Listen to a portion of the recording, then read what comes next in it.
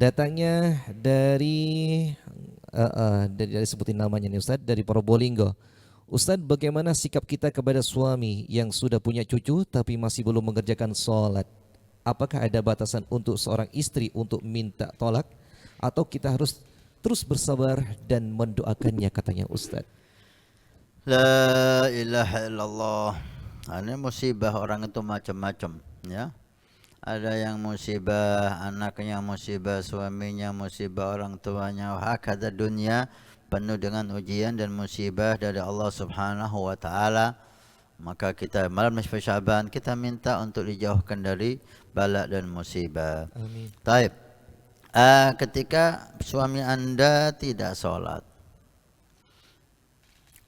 maka tugas Anda memberi nasihat dengan lembut dan tampakkan tetap ketaatan Anda, penghormatan Anda kepada dia. Walaupun hati kecil Anda tidak setuju itu, tapi lawan. Jangan sampai maksiat suami karena dia enggak sholat atau dosa yang lain membuat Anda istri berbuat maksiat juga, dengan kurang ajar sama suami, dengan tidak taat sama suami. Berarti Anda sama dia sama-sama maksiat, gitu loh.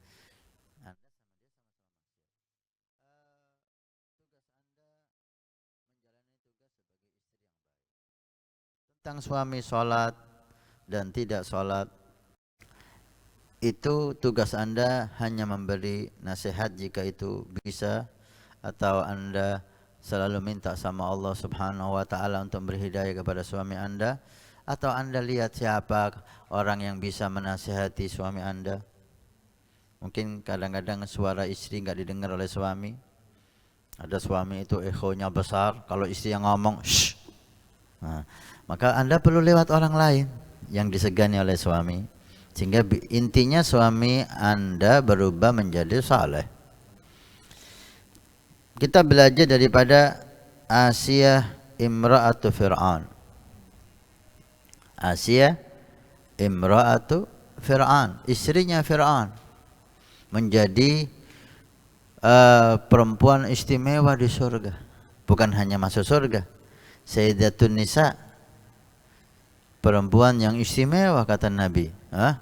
Ada 4-5 perempuan yang istimewa. Fatimah Zahra, Khadijatul Kubra, Maryam binti Amran, wa Asiyah imra'atu Fir'aun. Istrinya Fir'aun. Istrinya Fir'aun. Kita tahu siapa Fir'aun, suaminya Asiyah. Bukan hanya durhaka, dia kufur. Bukan hanya kufur, dia ngaku sebagai Tuhan. Ana rabbukumul a'la. Saya Tuhan kamu yang paling besar, kata Fir'aun, diceritakan oleh Allah dalam Al-Quran. Tapi istrinya perempuan salehah, istrinya perempuan istimewa. Di akhirat Fir'aun di neraka, Asiyah di surga. Nah, ini contoh, ya, ini contoh. Anda bisa sabar kalau suami Anda masih ada harapan untuk bisa sadar suatu saat, maka Anda lebih baik, saran saya, sabar. Apalagi Anda sudah punya keturunan dari dia, sabar. Tunggu takdir Allah, tetap doa, jadikan ini sebagai bentuk ujian Anda untuk mendapat derajat yang tinggi di sisi Allah. Yang penting Anda jangan mau diajak maksiat. Anda jangan mau diajak maksiat. Nah, kecuali kalau ada hal lain, itu memukul Anda, melukai Anda. Nah, ini sudah antara dia dengan istri, bukan antara dia dengan Allah Subhanahu wa taala. Kalau udah mukul, menghajar, ini silahkan. Kalau Anda nggak mampu, Anda minta cerai. Mau diapain? Kalau udah menyakiti fisik, maka kita lepas tangan. Tapi kalau si suami ini yang berdosa, dia minum, dia enggak sholat, dia berbuat ini, dia berbuat itu, tapi tetap menghormati istri, maka selama Anda bisa sabar, apalagi punya anak dari dia, Anda sabar. Kalau Anda tidak akan terpengaruh maksiatnya. Antara dia sama Allah, Pelajaran Asia imra'at Fir'aun. Masyaallah. Istri Fir'aun menjadi pemimpin, menjadi perempuan yang istimewa di surga Allah Subhanahu wa taala.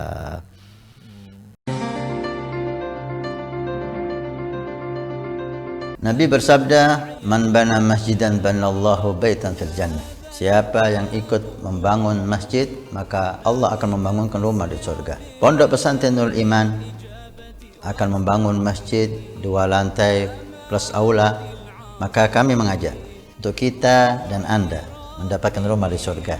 Kami membutuhkan 2.000 orang, per orang 100.000 per bulan selama 1 tahun. Silahkan Anda daftarkan diri Anda atau almarhum dari orang tua keluarga Anda yang sudah meninggal, atau Anda niatkan untuk putra Anda supaya menjadi putra yang saleh salehah. InsyaAllah dengan masjid di Pondok Pesantren Nurul Iman yang insyaAllah makmur dengan sholat, qiyamul lail, zikir, majelis taklim, belajar agama Allah. Setiap kalimat, setiap bismillah, setiap ilmu Anda dapat pahala. Setiap rakaat Anda dapat pahala. Hani'an lana wa hani'an lakum kalau kita punya rumah di surga Allah. Mudah-mudahan Allah mencatat kita sebagai hamba yang punya rumah di surga.